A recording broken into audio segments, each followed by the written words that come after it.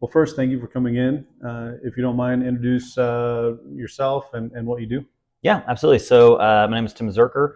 I am the owner and CEO of A-Train Marketing. We do marketing and advertising for a bunch of different verticals, um, everything from website builds, brand builds, to SEO, digital ads, digital promotion, traditional promotion, kind of all over the place. We're in-house strategists for our teams, effectively. Okay. Yeah. As I ask some questions, our customer base comprises of designers and builders and contractors. And so the whole point of doing these interviews is to offer an insight into different segments of our businesses and connect them with people way smarter than we are. So we can be a resource. So just kind of want to set the stage for the questions that we'll ask. Perfect. I doubt I'm any smarter. I Than probably me, know this yes. stuff better, at least, maybe. But So the first question we have is, how can a local SEO strategy specifically benefit a small design firm or business who rely on referrals or word of mouth? yeah, so there's a lot of different pieces, and it depends on how your ultimate customers or clients find you. But in general, most businesses operate 60-40 at least on word of mouth, right? Like if your word of mouth isn't the primary lead generation, you're probably not doing a good job for your clients, or you're very, very new. The benefit of SEO when you are word of mouth reliant is that people don't just take recommendations and run with it, almost ever. Almost always, you say, hey, you should talk to Lisa. She's really great. She's at blah, blah, blah company. What most people will do is they will search up Lisa, either her name or her company name on Google. And if what they see there matches, then they'll take Jesse's recommendation. Mm-hmm. Then they'll take Lisa's recommendation, like whoever it is, right? If you don't show up at all, you look less legitimate or less impactful. So even if you're getting your business from word of mouth, you have to have that digital presence so that you appear legitimate once someone makes that recommendation. Does that make sense? Yeah, it does. Yeah. What would be three simple things that someone can do today to improve their website's visibility in Google or any search engine? There's a lot of different things. The simplest and least technical that I always recommend people look at first is their Google business profile. Most people, you should have one. If you don't have one, there's a good place to start. You really need to have a Google business profile. Google has probably created one for you if you don't have it, actually, so you just need to claim it. But go in there and update and add in as much information as you can. Add in your physical address if you have a physical address. If you don't have a physical address, still add in like a PO box that looks like a physical address. You can get those from UPS, those kind of things. Mm-hmm. Add in your phone number, add in your contact information, add in lots of photos of previous projects. That kind of stuff is non-technical. A Google business profile is like setting up a Facebook account. It's very simple, but it is the first source that Google looks at when they're looking up your name or your information. So start there. Two would be make sure your website is actually accurate and can actually accept business.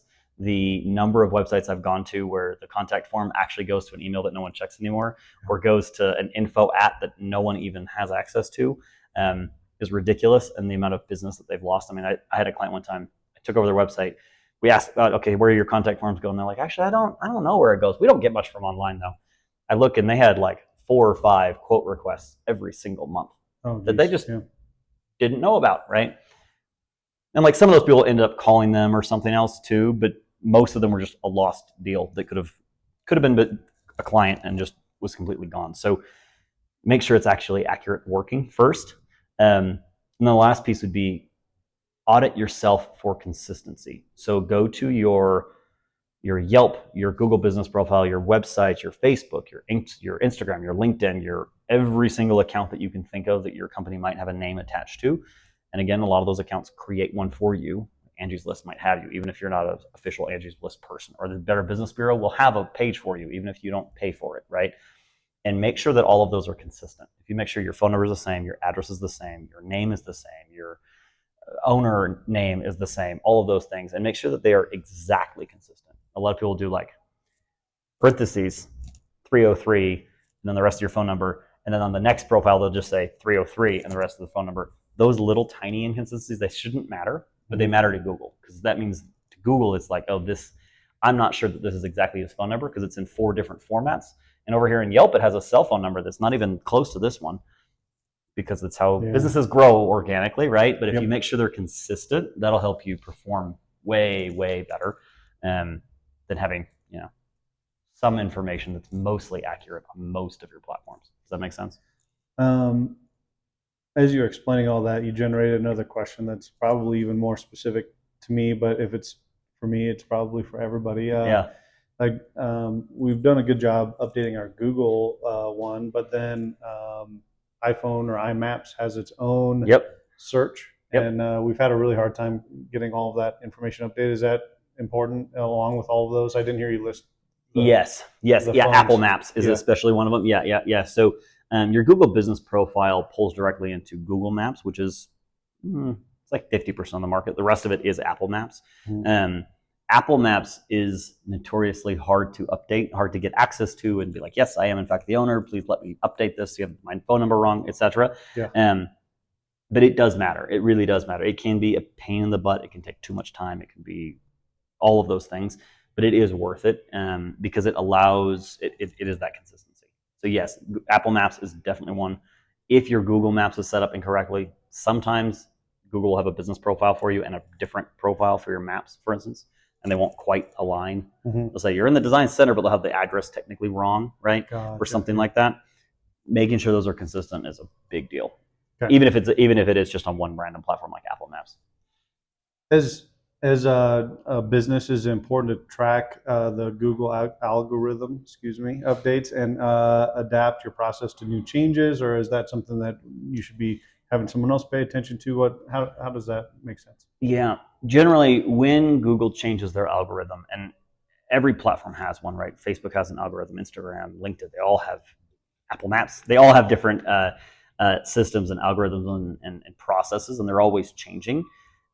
I don't recommend business owners keep track of those specifically because generally they're very technical. When they change something, so Google just did a big shift, I don't know what it was, a quarter ago, they did what they call a core update. And they only do those 2 times a year, except they often do them more times a year because they don't tell you, right? Like they do weird stuff. But the changes were so technical that even you or I probably would have no idea what this is even talking about. It almost always has to be a specialist. So generally an SEO specialist for Google. If you want to, you can read the update, you can read the articles, but it's not going to give you any valuable insights. Your time's a lot better spent creating good content that is just in general a good idea, not necessarily tweaking your headlines to have a dash, not a comma, for instance, like that. Okay. It's valuable for someone, but probably not for most business owners. The next question talks about SEO, but feel free to talk about just websites in general or anything branding that specifically your company does when it comes to this. Many professionals in our industry rely on their portfolio of work, and obviously people are looking at that online and determining if that's something that they want to hire this person for or not. What role does the on-page SEO play in making their project galleries more discoverable? Is there a specific way that their websites should be laid out so that it makes more sense? Does that have to do with their branding? All the things that you do? Yeah. Absolutely. Tiny question, really easy. No, so I'll go 2 routes. I mean, one, the value of having a project portfolio of some kind, which every business has. They all call them different things. As an agency, we have what we call case studies, right? It's the same basic thing. Look at the work that I've done. If this is what you need, then you should call me, right? Every business has those. Those are an essential part of most user journeys. Most of the time, for instance, even word of mouth. If you say, hey, you should talk to Lisa, they Google her, they go to her website, they go look at their projects, right? They say, have they ever done a whatever the specific thing is, right? Have they ever done a luxury apartment building? Because that's the only thing I care about, because that's what I am, right? So they do matter. I highly recommend people invest time and money into creating really good photos of their work, really good descriptions. The other piece is what most people get wrong about it is they just add the photos, because that's what the people care about, right? If I'm looking at a designer, say I'm looking at an interior designer and I have some specific thing, I'm doing a luxury hotel launch. That's what I care about, yes. So all I really care about is the photos. I don't care about how she describes the furniture that she bought for the room. I really don't care. But unless you add good descriptions of your project, I prefer it as a story, right? XYZ consultancy came to me because they had XABC problems. I solved it by doing ... The process we followed was, the style we chose was, the colors and blah, blah, blah, like adding all of that information. I say blah, blah, blah. It matters. But you need all of that because the algorithm that helps me find someone who has done a luxury apartment that specializes in Tuscany styles needs the words. Right? Most of the time, the Google algorithm is not going to look at your photo and be like, oh, this is a Tuscan style hotel luxury. Yeah. It just doesn't know that, right? So the description that you add to it really matters for the robots. Does that make sense? So like, do the photos for the people.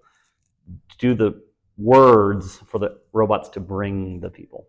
Does that make sense? Yep. It's a little convoluted, but they are really, really important. Should our customers be blogging? And does that actually help bring them up in searches? Yes and no. It depends on how you define blogging. A lot of people, when they talk about blogs, they are really talking about opinion pieces, right? Let me tell you about these 5 new things that have come out this year. That's what I think about. Exactly, yeah, that's fine and that's good, yes. It doesn't generally drive the traffic that you need, if that makes sense. Most consumers are not looking for some specific thing. They're not looking for the 5 best trends of interior design of 2025. That's not, who searches that? Generally nobody, right? They search for some specific thing, handcrafted wood furniture. Designers that can incorporate handcrafted wood furniture, right? Like that's what they're actually searching for. So blogging about anything in the world that's interesting, no, it's a waste of time. Like even if it's interesting to you, it's probably not interesting to your customer because you're different people generally, right? Yep. What does add a lot of value and what you'll see SEO companies talk about is blogging focused on actual search terms. So you can do research on what are people searching for, and like it will likely be a buyer for me, right? So people that are searching, for instance, luxury hotel designers, that's a customer I want if that's something that I design, right? So build content around that search term, not around handcrafted wood furniture, not around some random thing that you think is interesting. Build it on what customers are actually searching. Does that make sense? Yep. Which is it is a hard shift because I find things super interesting. My SEO person wanted to write a whole blog post article on the Google algorithm shift that happened a quarter ago, and I said, "Will any of our customers know about that?" And she's like, "Well, no, but they should." Then we're not writing about it because no one's going to search it to find us. Yeah. I don't care if other SEO people know that I'm smart, right? I don't care. I care if my customers know that I can do SEO for them. Does that make sense? Yep, that sure does. Yeah. A lot of our business is based around strategic partnerships, meaning that maybe you're the designer and then you have a builder that worked on it, and then you have a specific photographer that took the photos. And a lot of times in social media and different things, they're tagging each other with the assumption that that's building the platform for everybody. Does that work? Is that a big deal? It does. It works, again, if you're being intentional and focused, right? If you're just tagging other random partners and things, it probably doesn't do much, right? If you're saying, a lot of Corey's clients are my clients, therefore I'm going to talk to Corey, right? And therefore I'm going to tag him in things, and I'm going to do events with him. I'm going to take a picture of him every time I'm with him, and we're going to tag him in posts and stuff. Then that makes a lot of sense. If I'm just generally engaging with other people like me, it doesn't really. Does that make sense? A lot of, most all of us professionals engage and regularly talk to other professionals that are also in the field. Sometimes those other professionals have clients that would fit us. Often they're competitors in some way, right? Even if I have a good relationship with my competitors, really, it's an alternative. It's either me or it's Jim. Yeah. So why on earth would I post and tag Jim and give Jim my audience? Because it goes both ways, right? If you tag him, you're being shown to his people and he's being shown to yours. So I wouldn't do that, right? I would work with Lisa, who does a totally separate thing but has the same customer, right? Sure. That's where the gold is, if that makes sense. And It's like that's what we do with our work, right? We interview our clients because they know more like them, and when we interview people that are not in marketing because they have the same client but don't provide the same service, therefore they're a good referral partner for us. Does that make sense? Yep. How would you leverage a business's social media presence and other online channels to amplify their SEO efforts? So that's complicated. Everything in marketing is complicated. It's like, well, sometimes that works. SEO pulls from a lot of different, and SEO is search engine optimization, right? It's being found on Google. It pulls from a lot of different sources. One of many of those sources is your social following. The best way to improve your SEO using social is by gaining a larger audience, plain and simple. What keywords you use in your social content matters maybe, but not much. What really matters is that you have a large following, because that large following shows to platforms like Google or even Bing or Safari or other search engines, it shows that you're reputable because 10,000 other people think you are reputable, right? Yep. SEO is very much so if all your friends jumped off a bridge, would you too? Google would, because that's apparently what people want, is we like to jump off bridges, so we're all going to do it, right? Yeah. It goes where the audience goes. And so if you have a large audience that you've built on Facebook or Instagram or LinkedIn or something, that will help your SEO. It won't be a one-to-one. Like, you're not going to get 10% more traffic because you got 10% more followers. Does that make sense? Sure. Overall, over time, it does help because it shows reputation. Just like consistency on multiple platforms just shows that you're reputable. It shows that you have your ducks in order, so to speak. That makes sense. Mm-hmm. What part does social media have in a business's or an individual's visibility online? We kind of just covered that a little bit. But. Mm-hmm. I look at social for most industries. There are some that are very, very different. But for most industries, social is not the place where you find new customers. It's the place where you engage with current customers and you keep them engaged. You keep the conversation going. You keep the relationship going. That's what generates the best long-term return. Because whatever, I bought one thing from you 4 years ago, but I keep following you because you do funny, interesting things on social. And so the next time I want to buy a blah, blah, blah, I'm going to come to you because I still know of you, right? Versus if I bought it from you and I never heard anything ever again, 4 years later, I'm like, oh yeah, I bought that thing. He was a cool guy, but I don't remember. Whatever. Google, first guy, done, right? Like, that's how most sales operations work, unless you stay in front of them. That's really where social's value is in staying in front of current contacts, even if they're not direct customers. Places like Google and standard advertising, that's how you get in front of new people. Social's really much better used to engage current.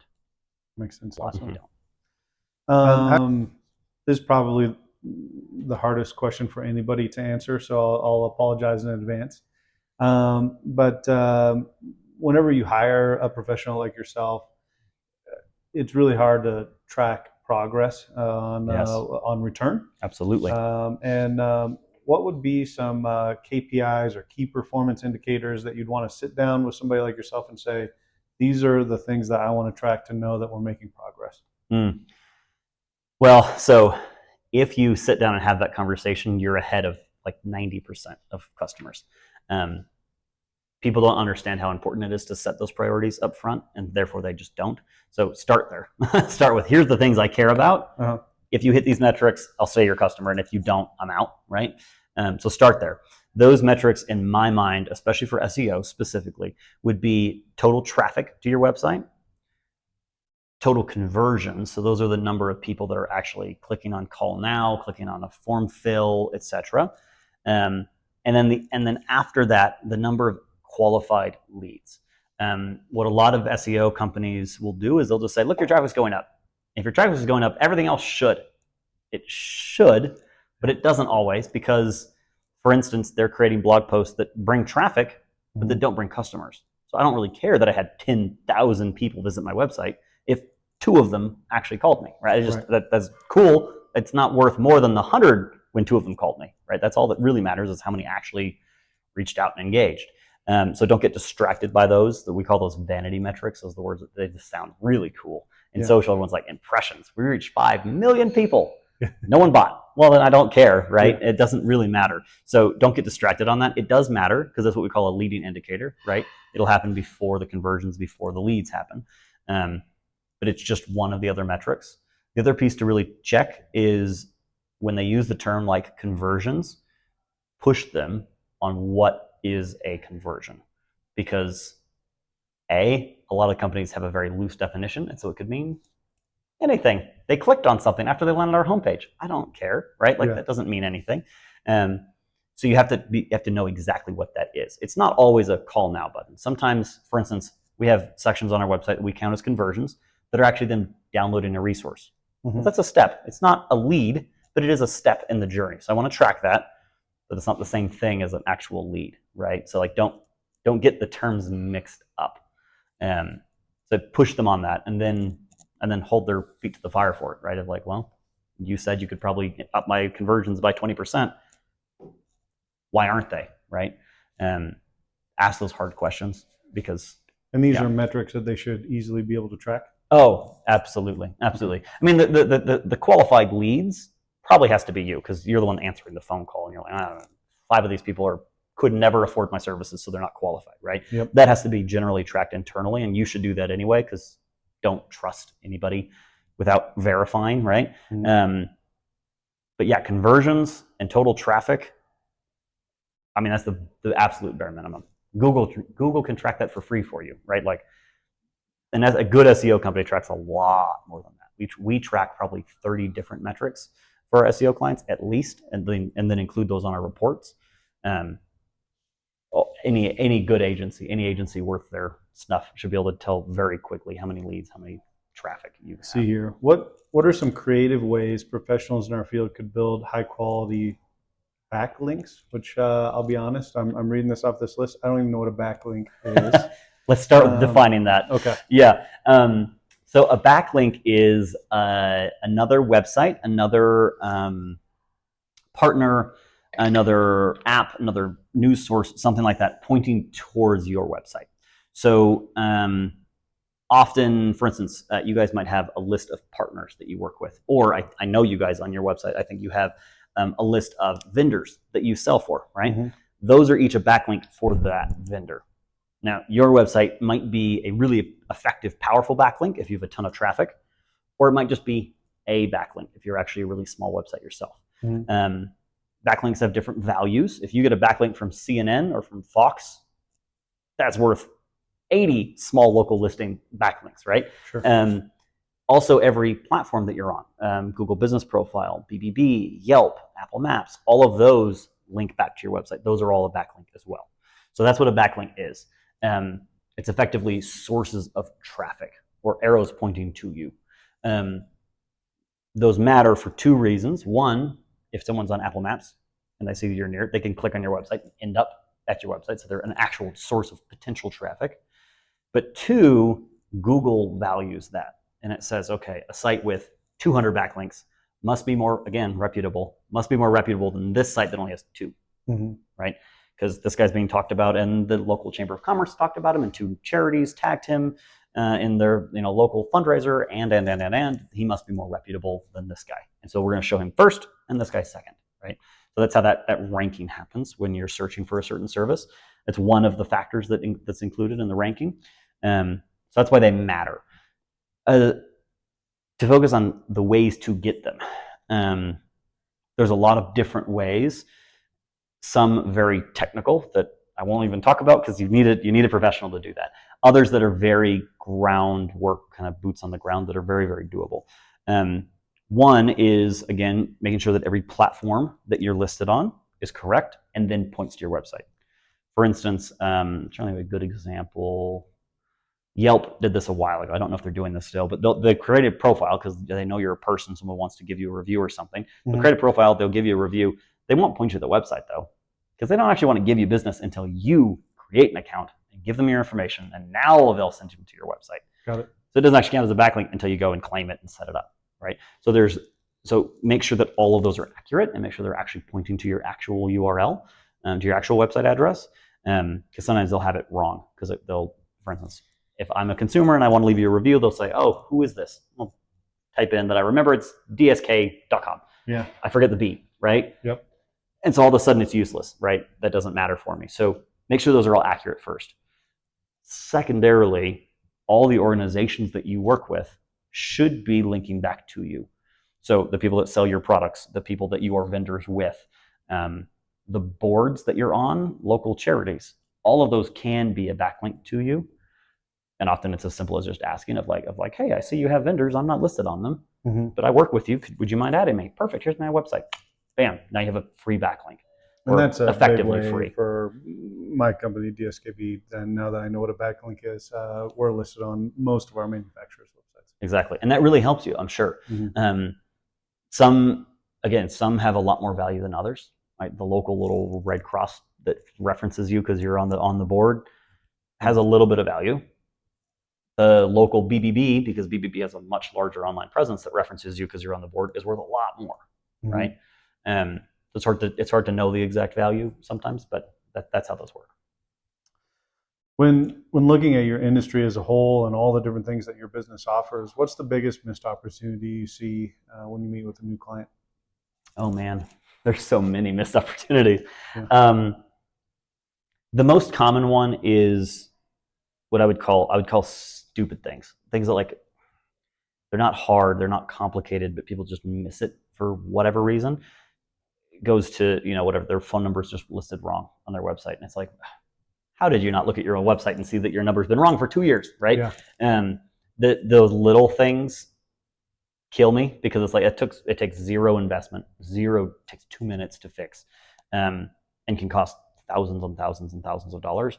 So those little mistakes really kill me. The other big missed opportunity is when people try so hard to bootstrap the work. I'm not saying you shouldn't. If you don't have the budget, it's the best, just do it yourself. It makes perfect sense.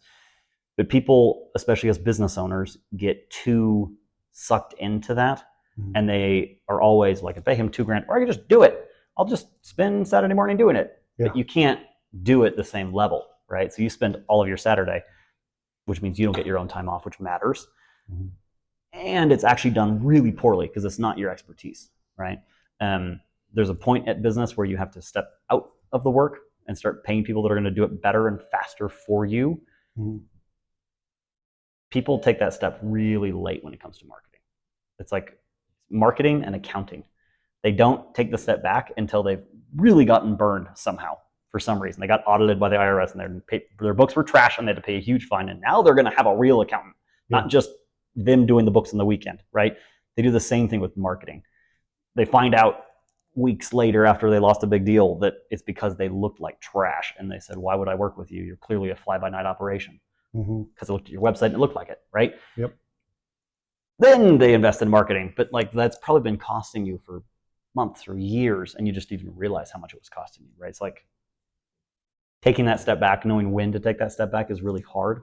But evaluate it, really consider it, because it is sometimes worth so much more than the actual dollar amount that the invoice that the marketing person might send you. Off-script question from there. Anytime that you're interacting with something new, you brought up accounting, so I'll use that as an example. When you're a small business, you're afraid to first show everybody all your books and numbers and all those kind of things, and so it's a hurdle, and it's scary to open that door to something new and just have a conversation sometimes. Absolutely. When it comes to meeting with somebody like you, what does that first look like for somebody that's they make the call, they find you on the website, whatever it is, they get connected to somebody on your team. What are the steps after that, so that maybe it doesn't seem like such a big hurdle or as scary as it might seem when you don't know? Yeah, absolutely. So for us, I'll tell you how we do it, and then I'll tell you how most marketing companies do it, so you can be ready either way. For us, the sales process, the relationship start is very straightforward. We just do what's called the discovery call, which most agencies do. Where we're a little bit different than most is that we have really detailed questions that we ask first. I think sometimes people get annoyed when they call me because I'm like, cool. Well, here, let me give you 20 questions, and then I'll tell you what I do, right? Because I'm not even going to sell you until I really understand if it's worth actually telling you how we could help, right? So for us, that's how it looks. It's just answering a lot of questions. A lot of the time, clients are like, I don't know about that. I don't have access to that. Maybe, I don't know how many leads I get from this, right? Because they have never had real help to do it, right? Sure. Or their agency is not really providing them the information that they should be. So often it's a lot of questions. And then we come back with a recommendation of like, we have what we call like fix-it items that always start before we start a digital ad campaign. We first build your digital ads suite. We don't assume that it's going to just be working and just jump in and start spending $10,000 a month on digital ads. We assume it's already messed up before we go in, so that we can fix it, because it almost always has something wrong, right? Same thing with your website, with your SEO, with your social, whatever. What most agencies do is they'll ask the first couple of, again, it starts with a lot of questions generally, and then they'll pitch you on, generally it's packages. Most agencies operate on packages, which is, there's nothing wrong with packages necessarily. The problem is often they are one size fits all, but everyone's actually very, very different. Mm-hmm. So be really careful to ask, does this actually include fixing what's wrong with my website before you do SEO? Because right now I'm not converting anybody either, right? So make sure you ask those types of questions. I think marketers, just like any other professional, will latch on to the thing that you said, and they'll just do that thing. Mm-hmm.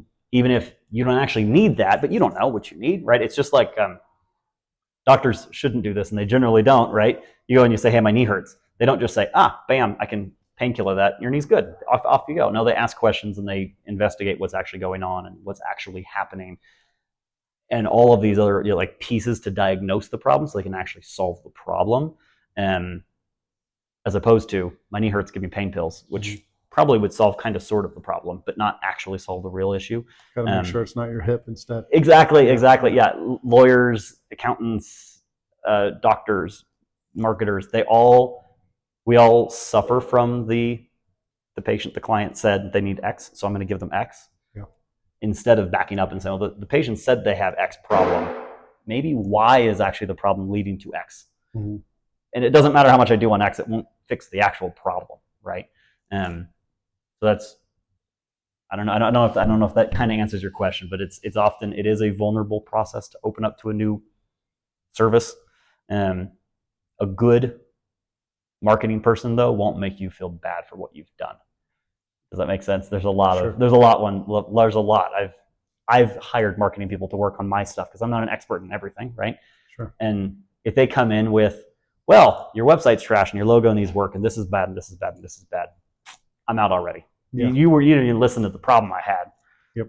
Because it might be, but I wasn't asking about that, right? I don't care about that. I wanted this thing over here. A good marketer should not do that to you. Does that make sense? Is there any trends in your industry or forward-thinking people should be kind of paying attention to, or something that maybe we didn't think to ask, or something like that you'd want to share? Yeah. The impact of AI in marketing is massive. You should ask your agency if they are adjusting their SEO for AI, because AI search is on the rise like massively. The adoption of Google took, 4 years, I think, before like a majority of people were using Google. The adoption of ChatGPT has taken a year, and the majority of people have ChatGPT on their phone already. It's not 100%, right, but it's like 60-something% right now. And they use that to search first, then they go to Google. So if your SEO is not optimized for what's called voice search, natural language search, you're not getting in front of that audience, and all of a sudden you're going to start losing traffic. Conversely, ask your agency how much they're actually doing and how much they're just plugging you into an AI model, because a lot of groups are doing that right now, and it doesn't work. If it worked, I would have no problem with it, right? Use AI, use the tools. I'm all for that. We use AI in our systems a lot. We don't just say, I bought an AI bot that can do SEO. I now offer SEO services. Plink, plug them in, off I go. Charge you $2,000 a month for it, and you get nothing out of it, basically. Be really careful to ask. Like, tell me about your SEO specialist that's in house. What's her name? How does she have experience? Yeah. Generally, they'll be like, yeah, that's not important. Okay, so either it's a bot or it's some fly-by-night agency out of Pakistan that really doesn't know actual SEO, and actually isn't secure, and actually doesn't know these things, right? And it's like, ask those questions, because it's getting wild out there. It's the wild, wild west. Yeah. It is when any new technology comes out, there's a bunch of people that come out to abuse it. It's just, unfortunately, the nature of how industries work, and AI is that right now.